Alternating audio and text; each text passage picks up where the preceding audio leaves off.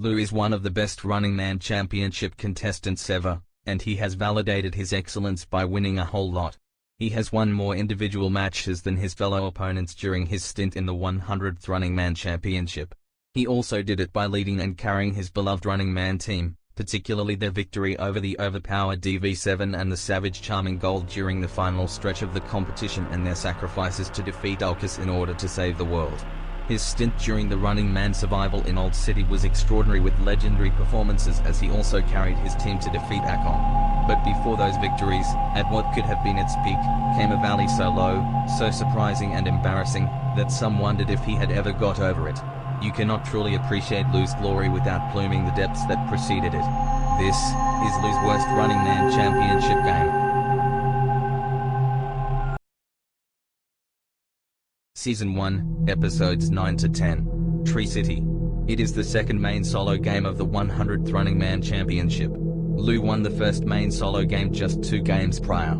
He risked his life to grab a running marble ahead of the bell hunter, Cougar. He then celebrated by saying "oh yeah," in front of Cougar's regretful face. In general, Lou had been relatively great in the competition, which is a benefit for Lou to win the Materion.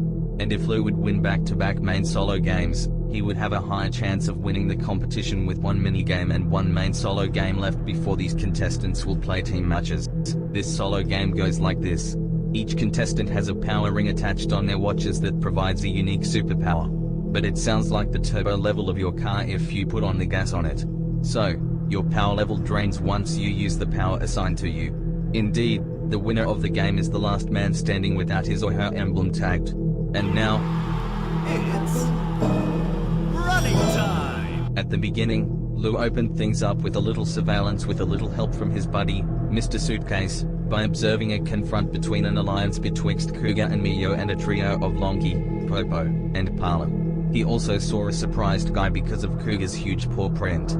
Lou then witnessed Guy's strategy together with his clones to win the game. Lou felt nervous when he heard the conversation. So, he had to come up with a plan, really quick. Meanwhile, Mio and Cougar worked together as a pair to come up with a strategy to take over this game. But suddenly, Lou came out of nowhere and showed up in front of them. You might want to know why Lou suddenly appeared in front of Mio and Cougar. Actually, Lou's power for this game was teleportation, according to Mio. He was hoping to join the duo too because he already had a plan. Well, that was quick. Anyway, he had a plan on how to combat Guy. Of course, Guy can make clones of himself, but Lou thought that Guy would make more clones of himself than usual because of his assigned power. And that made Mio felt anxious and thought that she would eliminate Guy first. Hey, Mio! Unfortunately, we're gonna take Lonky first! Lonky? Guy first!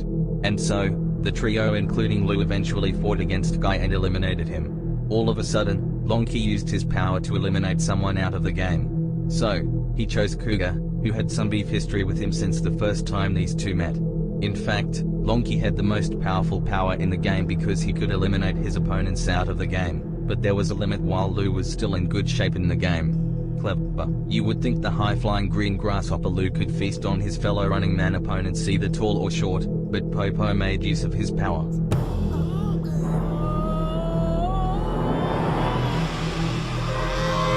Wow, how about that? From short to tall, Popo grew like 10 feet to become a giant. So, Lou and Mio had to run for their lives to avoid Popozilla. What? That's a real thing I just said. Popozilla. Sure, Lou and Mio had to run for their lives to avoid Popozilla. He tried to kill his smaller and older opponents, but they are too fast for Popozilla. After the penguin monster had tried countless times to slaughter Lou and Mio, Popozilla finally captured Lou with his right hand in a very disturbing scene. But it appeared that Popozilla did not even caught Lou perfectly.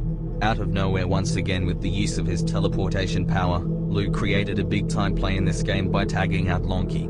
Well, that was one play to make this game interesting. The smaller opponents including Lou bothered Popozilla, which made him lying down on the ground. But with the use of his cards, Popo used his time card to reverse time. So, we returned to the part when Guy was about to be eliminated, which brought back all of the contestants back in the playing stage. This time, everyone was aiming their target at Lonky. Mio asked Lou to chase after him so that they could eliminate him real quick and Lou could use his teleportation power to come closer to Lonky. But after being hit by Lonky, which made him fall down hard onto the floor. You quickly stated that he was pretty close. I got pretty close. Or was he really close to win back-to-back solo games? You then finally saw Lonky and chased him. He tried to reach for Lonky's emblem, but he still fell for Lonky's unforeseen game plan, and sadly, he was a little bit late to grab the emblem. You got eliminated by Lonky, and he was the first contestant to be eliminated in the game. Game over. You squandered a crucial chance to win the first 2 main solo games and to pull way ahead of the competition. While Kyuga won the game in an amazing twist, Yu's tremendous play before Popo reversed time did not matter at all. After Popo brought back everyone in the game, Yu looked like he resigned by being silly and felt the humiliation. It made one wonder if Yu had ever with this much in so important the competition. In the previous game, Charming Gold found out that Yu could be a potential contender to win the Materion in terms of the score, since Yu won the first main game. But the outcome came out that Yu was eliminated early in the game as well. He was not even the first player to be tagged out. Okay, he was the second to be eliminated. Sooner or later in episode 17, Yu was eliminated early too, but this time, he was captured by zombies alongside Popo, which made them become zombies too. And Yu would go on to have more stinkers. During his first meeting with the DV7, Yu got beaten up by Maken several times, including this hard kick that hurt Yu's butt so bad, but he picked it up in the next 2 rounds, and the Running Man team eventually won this intense series. He would more than make up for that one bad outing. But in episodes 9 to 10, the second main solo game of the competition, Yu led it in terms of the score and became a potential contender for the Materion, and all of that would be for naught if he could not pull himself together and win the next game. That game made Yu spiteful. But look how far we have come since. That terrible performance motivated Yu. After that, he won the next mini-game, the first team match, led his fellow friends from the competition to astonishing victories over the mighty DV7 and the ferocious Charming Gold, and the overwhelming sacrifice to defeat the giant Ulcus for the world to stop its brutality. And then, just for another good measure, Yu and the team went to Owl City and soundly defeated Akong to stop his evil plans. These ensured the high-flying green grasshopper would have a glory and dignity. That game was a deep, dark valley, though, with plenty of peaks to follow. Nothing before or since quite matched the humiliation of that second main solo game.